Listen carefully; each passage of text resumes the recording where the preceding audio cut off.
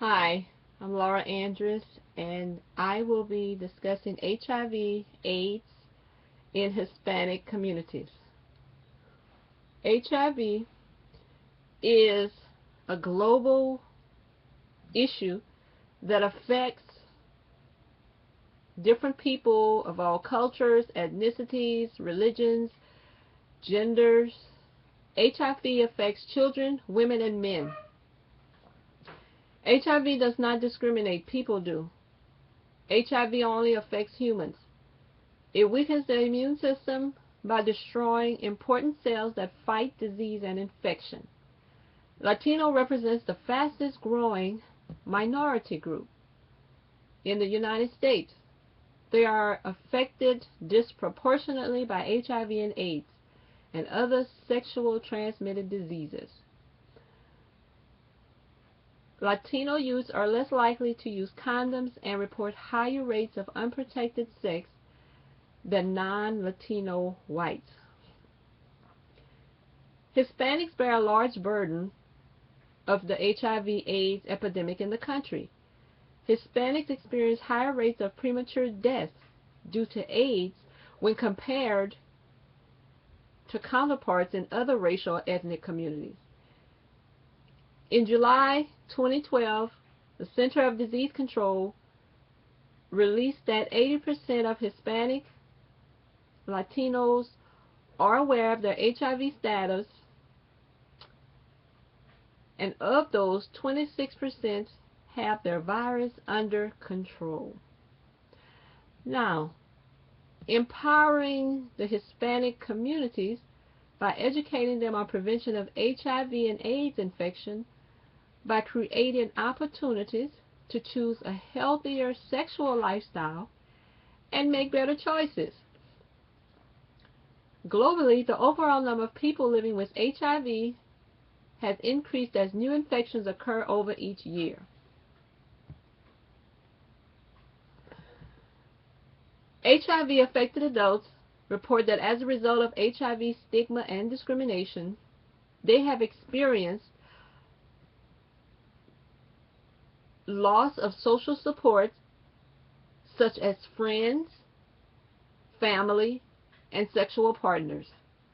Also, HIV-positive adults have experienced isolation, job loss, loss of homes, loss of employment, loss of automobiles, and persecution. The current policy that I would like to talk about would be the Affordable Care Act. Now, the Affordable Care Act, 1 in 5 people living with HIV had no private insurance, and nearly 30% did not have coverage. Medicaid, the federal state program that provided health care benefits to people with low incomes and those living with disability, is a major source of coverage for people living with AIDS. As of September 2010, insurers are no longer able to deny coverage to children living with AIDS or HIV. The parents of 17.6 million children with pre-existing conditions no longer have to worry about their children being denied coverage because of pre-existing conditions. Because of the law, 105 million Americans no longer have a lifetime dollar limit on essential benefits. In many states, people living with HIV who meet the income level of 133% below the federal poverty line will no longer wait for AIDS diagnosis to be eligible for Medicaid. New estimates suggested that 5.4 million Latinos who would otherwise be uninsured will gain coverage in 2016 through the expansion of Medicaid eligibility and the creation of the affordable insurance exchanges. There is an estimate of 736,000 Latino young adults now have health coverage because of the Affordable Care Act. Compared with Americans, Latinos are less likely to receive care and more likely to have chronic diseases such as HIV/AIDS. The ACA helps to make prevention services affordable and accessible by requiring most health insurance plans to cover prevention and wellness with no cost sharing. The law requires insurers to cover HIV screening without cost sharing for individuals at high risk for infection. About 35% of patients served by community health centers in 2009 were Hispanic or Latino. The Affordable Care Act increased federal funded to more than 1,100 community health centers located in all of 50 states. The Affordable Care Act increased racial and ethnic diversity of doctors, nurses, and other healthcare professionals. These initiatives would help provide better to address the needs of Latino, Hispanic, and other minorities and communicate more effectively with their patients. Now, one policy that I would like to enhance or improve or change is the no contraceptive or abortifacient drug, device, or other similar product shall be distributed in any public school. I would like to have condoms distributed in all high schools, whether public or private, to students ages 14 years of age and up. I would also like to add sexual educational classes for all high school students ages 14 years of age and up.